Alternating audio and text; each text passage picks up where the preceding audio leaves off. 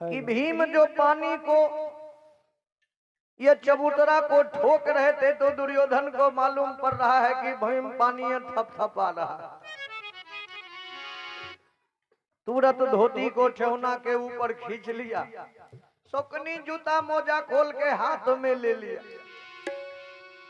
भीम सोचा कि दोनों पागले, हम कह रहे हैं कि चबूतरा पर आके बैठिए तो पानी में तैरने का इंतजाम कर रहे हैं।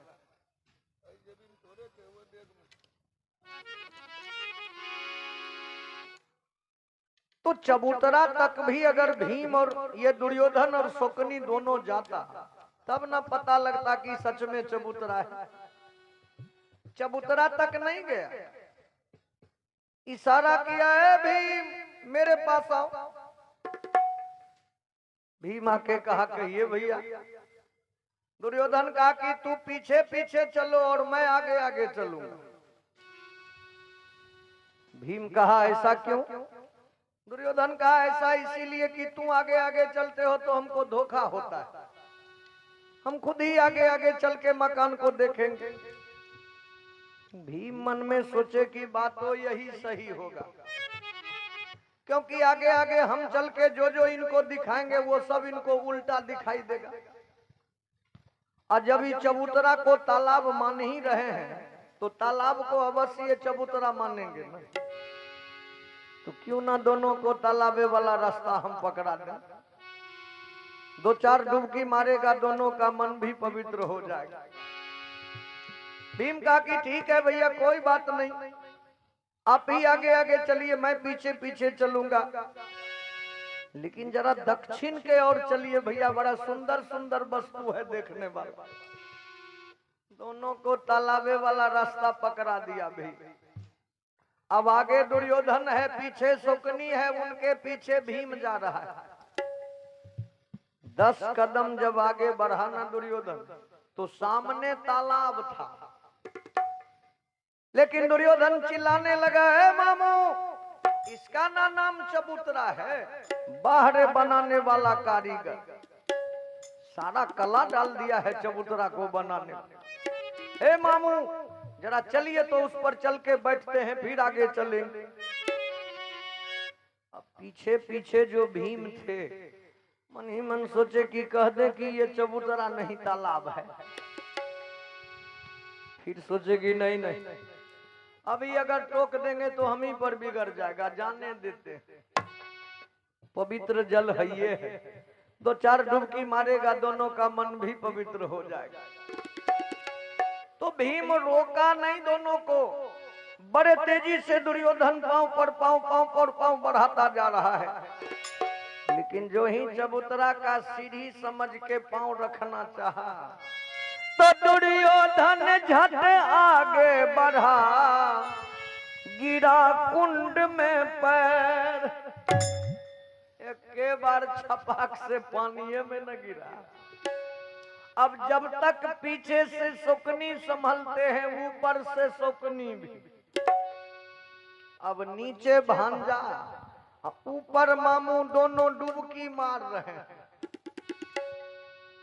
तो गिरने वाला कितना हूं बुद्धू कोई हो, गिरने के बाद ही नहीं देखता है कि हमको चोट कहां लगा कपड़े कहां फटे, गिरता है और तुरंत उठ के देखता है कि हमको कोई गिरते देखबो किया है, तुरंत देखता है।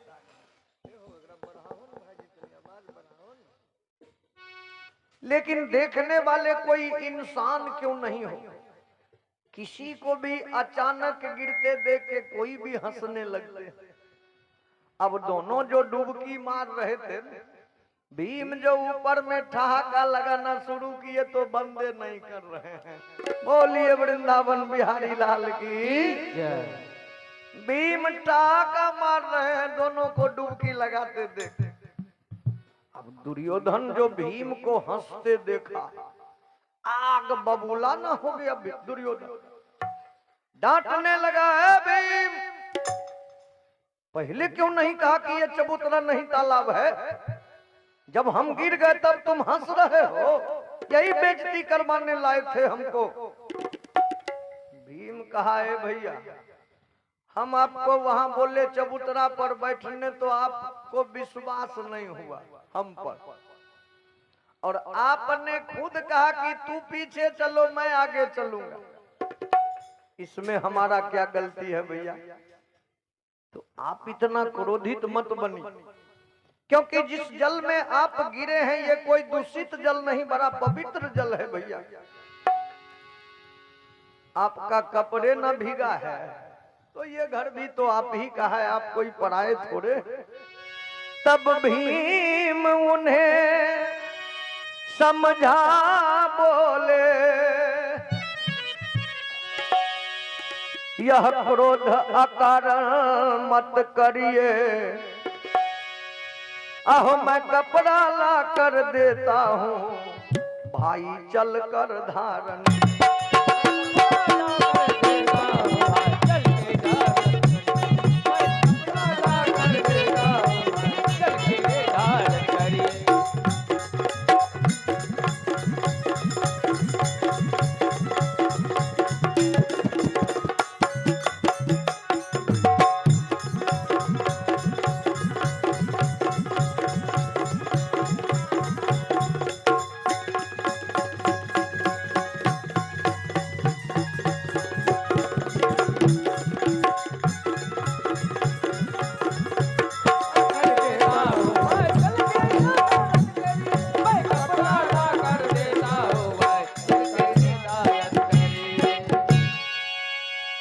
कहा कि मैं कपड़ा ला कर देता हूँ, भाई चलकर धारण करिए। भैया दूसरा कपड़ा हम लाके आपको दे देते हैं, आप इतना क्रोध मत कीजिए भैया। तो भीम तो समझा ही रहे थे ना दुर्योधन। इसी समय द्रौपदी चीरहरण होने का खास कारण है। कहा था ना आप लोगों से कि दुर्योधन इतना पागल नहीं था कि राह चलते किसी औरत का साड़ी खोलवा लेता। सिर्फ द्रौपदी के साथ ही ऐसा व्यवहार किया। तो कहेंगे द्रौपदी से भूल क्या हुई? ऊपर कोठे पर द्रौपदी बैठी हुई थी और नीचे के सारे दृश्य को देख रही थी द्रौपदी महारानी। दोनों मामू भांजा जो भी देख ली द्रौपदी, भीम को जो डांट रहा है दुर्योधन वो भी देख लिया। तो ऊपर एक कोठरी में कुछ और भी सखियां बैठी थी। द्रौपदी महारानी आवाज लगाई, ओ सखी अंदर बैठ के तुम लोग क्या कर रही हो? जरा बाहर आके देखो ना कैसा दृश्य निकला जा रहा है। कुछ औरत आके घेर लिया द्रौपदी को। क्या बात है महारानी, क्या दिखलाना चाहती हैं आप? द्रौपदी कही कि जरा नीचे नजर करो, इस भवन बनावट पर नहीं आहे होता है कुछ गौर, अंधे की औलाद है तो सूझे क्यों गर ठोर। द्रौपदी कही कि दुर्योधन का बापे ना अंधा है, तो बेटा को कैसे पता चलेगा कि कहाँ चबूतरा कहाँ तालाब? तो ये बात बाबूजी दुर्योधन तो नहीं सुना, लेकिन शकुनी सुन लिया। और शकुनी तो इसी सब के लिए पीछे पीछे घूम रहा था ना।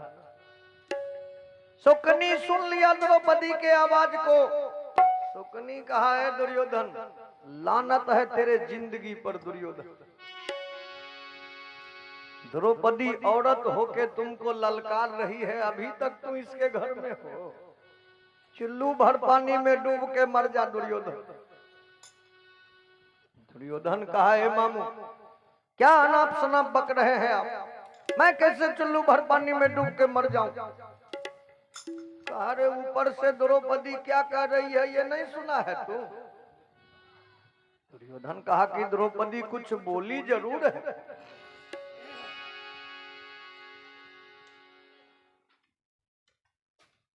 उसका मुख हिलते मैं भी देखा हूं मामू, लेकिन मैं समझ नहीं पाया कि द्रौपदी क्या बोली है। शकुनी कहा कि तू नहीं समझ पाए हो, लेकिन हम तो समझे हैं ना। दुर्योधन कहा तो द्रौपदी क्या बोली है जरा हमें बताइए।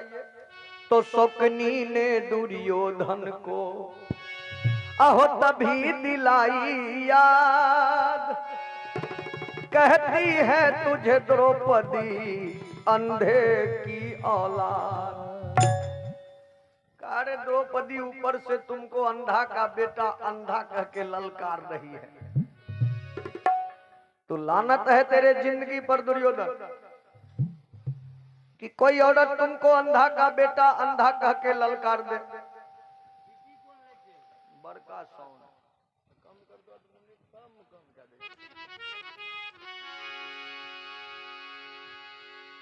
अब पहले से दुर्योधन क्रोधित था ही और भी क्रोधित हो गए। कहा है मामू एक पल अब इस महल में हम नहीं रुकेंगे मामू, अभी चलिए यहाँ से मामू, लेकिन इस द्रौपदी को कुछ कह के जाएंगे हम मामू। आगे बढ़ के दुर्योधन कहा है द्रौपदी अंधा का बेटा अंधा कहने वाली कान खोल के सुन ले, आज इस बेइज्जती का बदला हम तुमसे और तेरे पांचों पति से जब तक हम नहीं लेंगे तब तक हम चैन से नहीं जिएंगे द्रौपदी, और बदला तुमसे लिए बिना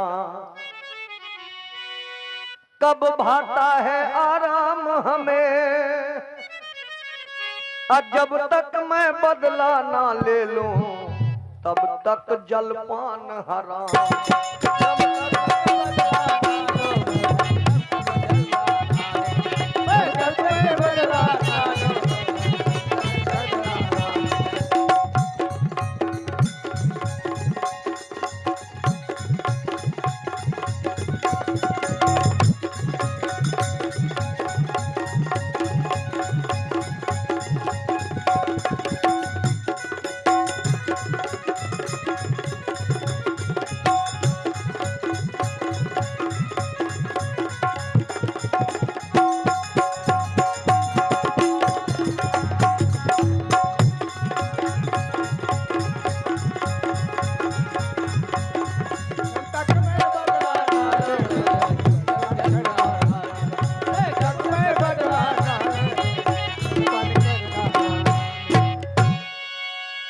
जब तक मैं बदला ना ले लूं तब तक जलपान हराम हमें।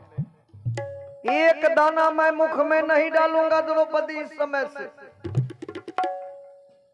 इतना कह के दोनों मामू भांजा पांव पटकते चला है, लेकिन उल्टा अभी तक इन दोनों का पीछा नहीं छोड़ा था।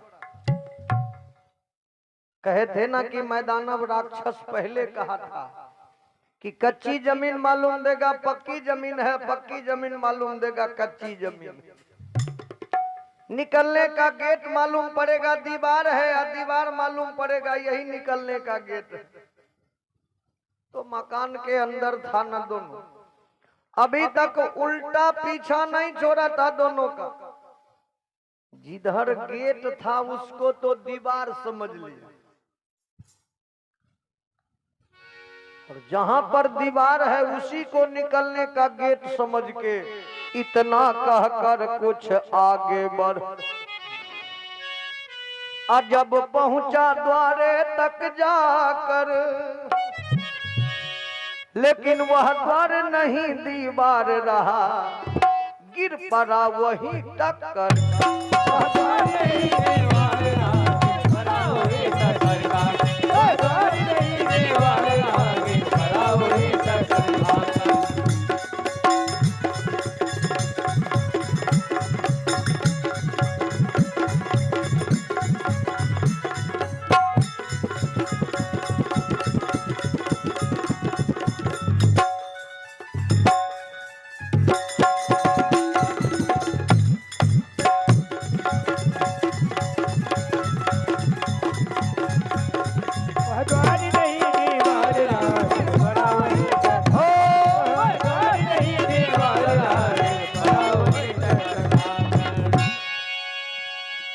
द्वार नहीं दीवार रहा, गिर पड़ा वहीं टक्कर खाकर। दोनों मामू भांजा के दीवारे से टकरा। लेकिन भीम जो दीवार से टकराते देखे तो तेजी से आके दोनों का हाथ पकड़ के गेट होके निकाल दिया। जब मकान से बाहर हुआ ना दोनों, तो अब कौन जाता है धर्मराज से विदा मांगने की, हमको विदा कीजिए। यहीं से दोनों पांव पटकते रास्ता नाप दिया। लेकिन भीम बाबूजी ये सारी कहानी जाके धर्मराज को सुना दी। कहा है भैया, आज धोखे से दोनों मामू भांजा तालाब में गिर गया, द्रौपदी से कुछ भूल हो गई है। तो दुर्योधन कसम खा के गया है भैया कि जब तक पांचों भाई द्रौपदी से बदला नहीं लूंगा तब तक मैं चैन से नहीं जीऊंगा। अब क्या होगा भैया? तो धर्मराज कहा है भी, तू इतने जल्दी अधैर्य क्यों होने लगते हो? इतने जल्दी भी किसी इंसान को अधैर्य नहीं होना चाहिए। वो मेरा भाई है, क्रोध में आके कुछ कह के चला गया। गुस्सा जब शांत होगा भूल जाएगा इन सारे बात को। इतना चिंता मत करो भीम। लेकिन भीम तो जानते हैं कि जो हमको विष खिला के नदी में फेंक सकता है वो व्यक्ति तो कुछ भी कर सकता है। और धर्मराज को भी अनसुना नहीं करना चाहिए था इस बात का, क्योंकि ये समय किसी का नहीं है। आदमी कोई बलवान नहीं, समय बलवान होता है। लिखे हैं कभी, आदमी को चाहिए वक्त से डर कर रहे। आदमी को चाहिए वक्त से डर कर रहे। आदमी को चाहिए वक्त से डर कर रहे। आदमी को चाहिए वक्त से डर कर रहे। कौन जाने किस घड़ी वक्त का बदले मिजाज, वक्त का बदले मिजाज। वक्त से दिन और रात, वक्त से कल और आज। वक्त का हर से गुलाम, वक्त का हर से मेरा। वक्त से दिन और रात, वक्त से कल और आज। वक्त की है से गुलाम, वक्त का हर से तेरा। वक्त का पाबंद है आती जाती रौनकें। वक्त का पाबंद है आती जाती रौनकें। वक्त का पाबंद है आती जाती रौनकें। वक्त का पाबंद है आती जाती रौनकें। वक्त है फूलों की सेज, वक्त है कांटों का ताज। वक्त है कांटों का ताज। वक्त से दिन और रात, वक्त से कल और आज। वक्त का हर से गुलाम, वक्त का हर से मेरा। वक्त से दिन और रात, वक्त से कल और आज। वक्त की है से गुलाम, वक्त का है से तेरा।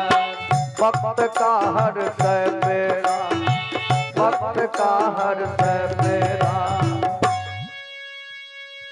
धर्मराज अनसुना कर दिया इस बात को, कोई ध्यान नहीं दिया भीम के बात पर। लेकिन शोकनी बाबूजी और दुर्योधन अनसुना नहीं किया। हस्तिनापुर की ओर जो चले न दोनों, तो रास्ते में दुर्योधन कहा, ए मामू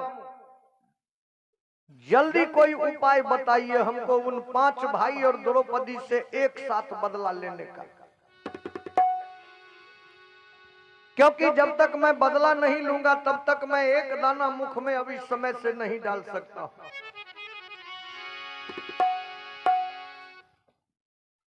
शुकनी कहा है दुर्योधन, 5 भाई और द्रौपदी से एक साथ बदला लेना ये आसान बात नहीं है, क्योंकि राजा तुम नहीं, राजा तेरे पिता हैं। तू अगर कोई चाल चलोगे दुर्योधन, अब बीच में आके अगर तेरे पिता हस्तक्षेप कर देंगे तो तेरा सारा चाल ही नाकामयाब हो जाएगा। तो अगर उन 5 भाई से बदला लेना चाहते हो तो तुम्हें एक चाल चलना पड़ेगा दुर्योधन। दुर्योधन कहा तो कहिए मामू क्या चाल चलेंगे। शकुनी कहा कि तू अपने हाथ में एक नकली विष का प्याला ले ले और मैं तेरे पिता को खबर भिजवा दूंगा, तो वो कभी नहीं चाहेंगे कि बड़ा लड़का होके तू अकाल मौत मर जाओ विषपान करके। वो तुम्हें जरूर आएंगे रोकने के लिए। तो जिस समय वो तुम्हें रोकने आएंगे ना, 2 सादे पन्ने पर उनका मोहर दिलवा लेना, बाकी काम मेरे बस का है, मैं कर दूंगा। देखिए ये है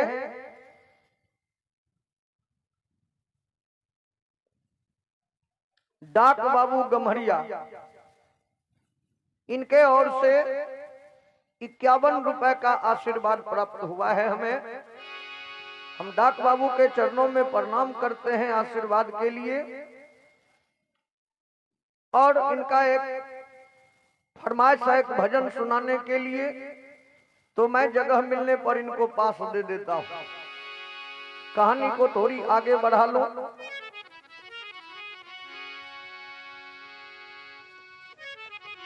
देखा जाए,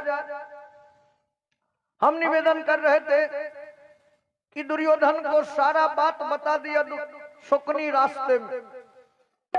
अब जब दुर्योधन अपने दरबार में पहुंचा, एक नकली विष का प्याला अपने हाथ में लिया कि जरूरत पड़ने पर अगर पी भी जाना पड़े तो हमको कुछ हो नहीं, मैं मरूं नहीं। और वो प्याला लेके चिल्लाने लगा कि लानत है मेरे जिंदगी पर, कोई औरत हमको अंधा का बेटा अंधा कह दे और मैं जीवित रहूंगा, अभी मैं विषपान कर लेता हूं। अब दरबारी कर्मचारी आके पकड़ लिया कि नहीं मालिक आप ऐसा मत कीजिए। इसी समय शकुनी एक सिपाही को भेज दिया राजा के पास कि जाके कह दो राजा को कि अभी अभी दुर्योधन विषपान कर रहे हैं। लेकिन कवि ने कहा है कि भला किसी का कर न सको, बुरा किसी का मत करना। भला किसी का कर न सको तो बुरा किसी का मत करना। अरे भला किसी का कर न सको तो बुरा किसी का मत करना। भला किसी का कर न सको तो बुरा किसी का मत करना। पुष्प नहीं बन सकते तो तुम कांट बन कर मत रहना। पुष्प नहीं बन सकते हो तो कांट बन कर मत रहना। अरे पुष्प नहीं बन सकते तो तुम कांट बन कर मत रहना। पुष्प नहीं बन सकते हो तो कांट बन कर मत रहना। बन न सको भगवान अगर तुम कम से कम इंसान बनो। बन न सको भगवान अगर तो कम से कम इंसान बनो। बन न सको भगवान अगर तुम कम से कम इंसान बनो। बन न सको भगवान अगर तो कम से कम इंसान बनो। नहीं कभी हैवान बनो तुम, नहीं कभी शैतान बनो। नहीं कभी शैतान बनो तो नहीं कभी शैतान बनो। सदाचार अपना न सको तो पापों में पग मत रखना। सदाचार अपना न सको तो पापों में पग मत रखना। अरे पुष्प नहीं बन सकते तो तुम कांट बन कर मत रहना। पुष्प नहीं बन सकते तो कांट बन कर मत रहना। भला किसी का का कर न सको तो बुरा किसी का मत करना। भला किसी का कर न सको तो बुरा किसी का मत करना। अरे पुष्प नहीं बन सकते हो तुम कांट बनकर मत रहना। नहीं बन सकते हो तो कांट बनकर मत रहना। कांटे बनकर मत रहना। बनकर मत रहना। बोलिए वृंदावन बिहारी लाल की। जय। देखिए आप लोग जय बोलने में बड़ा कंजूसी कर देते हैं, ऐसे में हमारा वॉल्यूम घट जाएगा। कंजूसी भगवान के नाम में नहीं करना चाहिए कभी भी। हर चीज में कंजूसी करें, लेकिन परमात्मा का नाम लेने में कंजूसी नहीं होना चाहिए। जो मालिक ये सुंदर शरीर दिए हैं, जिस मालिक के कृपा से ये नर्तन प्राप्त किए हैं, कभी कभार उनके नाम पर भी कुछ हिम्मत से जय कहा कीजिए। क्योंकि जब हिम्मत लगा के कोई जय बोलते हैं तो शरीर के अंदर जो विकार रहता है, काम क्रोध लोभ मोह द्वेष, सब निकल के बाहर हो जाता है भगवान के कृपा से। तो कहेंगे निकल के फिर जाता कहाँ है वो सब। तो जो व्यक्ति कंजूसी करते हैं जय बोलने में, सब उन्हीं पर चला जाता है। बोलिए वृंदावन बिहारी लाल की।